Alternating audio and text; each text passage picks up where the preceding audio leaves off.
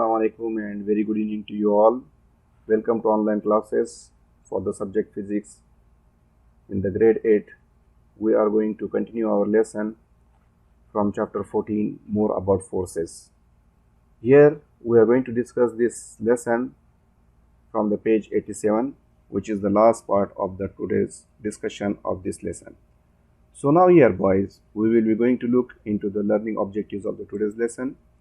So here we are going to discuss particularly about the free body force diagram, and with that we will be going to know about the how to determine the net forces and basically the types of forces. What are the types of forces that we are going to discuss here? So let's see here about the page 87, where you are going to see here the free body force diagram and also some examples we are going to see here from this. So here are some forces. As we know that about the force is a pull or push acting upon an object, and here particularly we are going to divide the forces into two parts, particularly contact forces and the distance forces. In the contact forces we are going to talk about the friction, we are going to talk about the tension forces, normal forces, air resistance forces, applied forces and the spring forces, whereas the gravitational forces or electrical forces and the magnetic forces are included in the distance forces. So let's see about the free body diagrams. So this diagram used to show the relative size and direction of all the forces acting upon an object in a given situation, and also the size of the arrow reflects the size of the force. Whether the size, if the size is small, it means that the force acting on an object is small. If the size is big, it means that the force acting on the object is larger. The direction of an arrow shows the direction which the force is acting. Also here all the force arrows are labeled to show the exact type of force. And lastly we are talking about the free body diagram, where it represents the object with the box, and we can draw the force arrows from the box outward. So here you can see the diagram for the free body diagram, where the different forces which you looking here are the F, that is the friction force. In the upward direction there is a normal force, in the right direction there is a applied force, whereas in the downward direction there is a gravity force.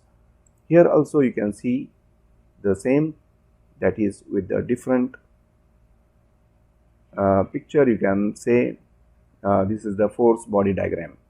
Also here you can say about the force body diagram versus the force diagram versus free body diagram. So here in this case, if you talk about the example of the car, where the force diagram shows the forces exerted by the car on other objects. Also here we can say that the free body diagram only shows the car objects, only show the car and the forces acting on it. So here we are going to determine the net forces in this, that is the unbalanced forces. We can find it out from this free body diagram. This free body diagram are used to determine if there is an unbalanced force in a given situation, then we can find it out. You can look at these pictures, and from this you can easily find out whether the forces are balanced or unbalanced. This is the first picture which gives you an idea, where the gravity force is 800 Newton and the force which is applied in the upward direction, that is the tension force, which is of 1200 Newton. So this is an unbalanced force. With the arrow also you can find it out that this arrow is small, whereas the upward arrow is bigger than the downward arrow. Also here in the another, where the air force, where 6 Newton in the upward direction, and in the downward direction, that is the gravity force, it is 800 Newton. So 200 Newton force is more in the gravity direction. Also here in the third diagram, where you are finding that there are the forces which are applied on the three directions, particularly here the upward direction normal force and the downward direction, that is the gravity force, they are equal. But when you talk about the friction force, it is of 20 Newton, which is in the one direction only, and the other direction there is no force, so the object can move in the friction direction, that is the left side. So by this way we can find out the friction force for the different bodies.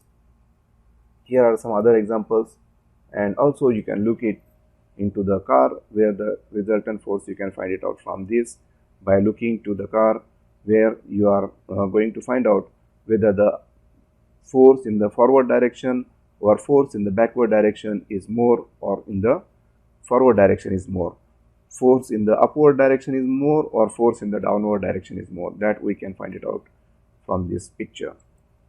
Also here some examples where the car is moving in the speed, what is the speed of the car and how the car is moving, whether it is having the thrust vector is more or the drag vector is more.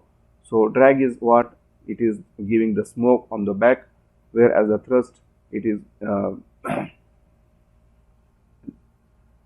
here you can see that the accelerating quickly because the thrust is much greater than the drag force.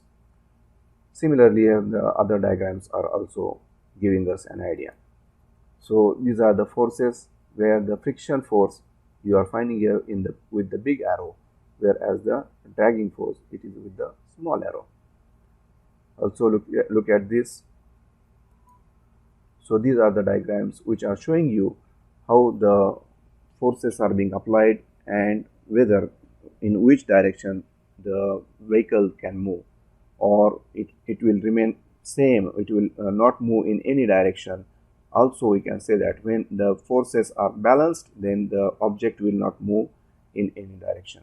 So with this free body force diagram and the different examples which are there, we are going to end up the today's lesson. I'll be back with the new video for the further part of the lesson.